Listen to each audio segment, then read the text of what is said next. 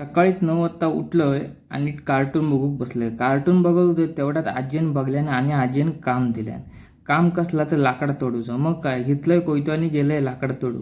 हय माका वाटला एकच भारवा. मी आपलं खुशीत गेलोय आणि लाकडा तोडूक बसलोय. बघता बघता सगळी लाकडात तोडून झाली. तवसर आजी म्हणता पावसान भिजतील म्हणून ती ढापलेली लाकडा होत ती पण तोडून टाक. गेलोय आणि जेवढा काय ढापून ठेवल्याने होता तर तेवढा सगळं उघडलंय.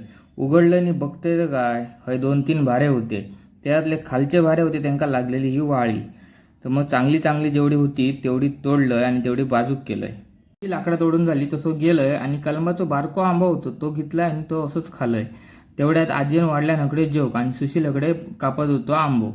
आंबो कापताकर डाळ घेतलंय आणि त्याच्यातले 2 फोडी आंब्याचे घेतल्याने मी आपलं जेवणास सुरुवात केली. कारण चांगल्या कामाक वेळ नाही लावायचो.